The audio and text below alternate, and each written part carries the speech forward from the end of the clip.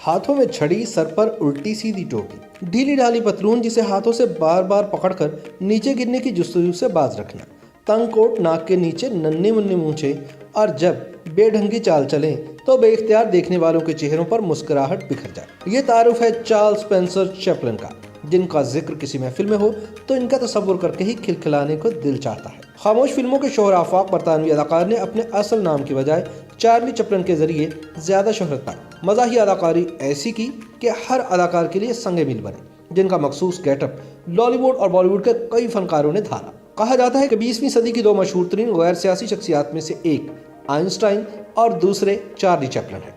सन 1999 में time magazine ने 20वीं सदी के 100 बाअसर तरीन अफराद की फहरिस्त शाया की तो इसमें हॉलीवुड के सिर्फ दो अदाकारों को जगह मिली, चैपलिन और मार्लन ब्रांडो। चार्ली चैपलिन के वालिदैन थिएटर आर्टिस्ट थे। सिर्फ 5 वर्ष की उम्र में चैपलिन को पहली बार उस वक्त अपनी सलाहियतों के इजहार का मौका मिला जब उनकी वालिदा को फौजियों के सामने परफॉर्म करते हुए गले में तकलीफ का एहसास हुआ। ऐसी सूरत हाल में उन्होंने गाने से माजत करी तो चार्ली चैपलिन के वालिद ने गुस्से में भरे फौजी तमाशाइयों को ठंडा करने के लिए चार्ली को मैदान में उतारा।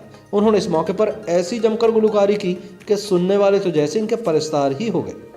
इसके बाद चैपलिन एक तवील अरसे तक अपनी वालिदा की तरह गुलकारी की भी नकल करके स्टेज परफॉर्मेंसेस देते रहे और यूं माँ बाप का माली सहारा बनने की जुस्तजू की। चार्ली चैपलिन की जिंदगी में एक दौर वो भी आया कि वालिद कसरत शराब नोशी की बिना पर सिर्फ 37 बरस की उम्र में चल बसे, जबकि वालिदा मुख्तलिफ नफ्सियाती बीमारियों की मेहमान बनी तो चार्ली चैपलिन को यतीम खाने में दाखिल करा दिया गया। इस दौरान भी इन्होंने तालीम और स्टेज परफॉर्मेंस से अपना नाता नहीं तोड़ा। जवानी की दहलीज पर कदम रखा तो फिल्मों में काम करके जिंदगी की गाड़ी खींचने लगे।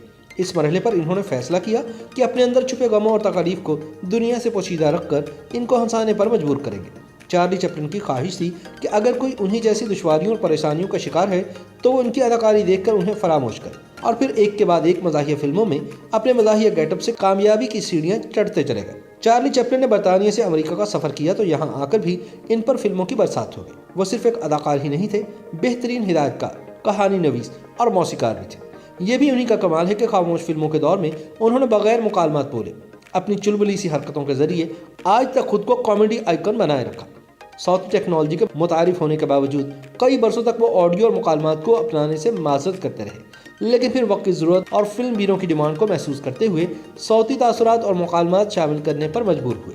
कहा तो ये भी जाता है कि चार्ली चैपलिन ने अपनी मूंछों का अंदाज हिटलर से मुतासिर होकर डिज़ाइन किया था। अब ये हुस्न इत्तफाक ही है कि एडोल्फ हिटलर और चार्ली चैपलिन एक ही महीने अप्रैल और एक ही साल सन 1889 में पैदा हुए, जबकि सन 1940 में हिटलर के किरदार को मजाक का रंग देकर इन्होंने द ग्रेट डिक्टेटर भी बनाया, जिस पर हिटलर के हामी की जानिब से इन्हें शदीद तनकीद का सामना करना पड़ा। इस तंज़ो मिजाज से भरी फिल्म के आखिरी 5 मिनट में इन्होंने फिल्म बीरों से मुखातिब होकर कौम परस्ती और फाशिज्म के खिलाफ उठ खड़े होने की इल्तिजा भी की। चार्ली ने अमेरिका में 40 वर्ष गुजारे, लेकिन इसके बावजूद चैपलिन कभी भी अमेरिकी शहरियत हासिल न कर पाए। इस सिलसिले में कहा जाता है कि चार्ली चैपलिन के कम्युनिज्म ख्यालात राह की सबसे बड़ी रुकावट बने। उस वक्त अमेरिका में कम्युनिस्ट कहलाना गद्दारी के मुतरादिफ था। एक अरसे तक वो FBI की जेर निगरानी भी रहे, जबकि सन 1952 में जब वो तातीलात पर बरतानिया वापस गए तो अमेरिकी हुकाम ने इनको दोबारा दाखिले की इजाज़त भी नहीं दी।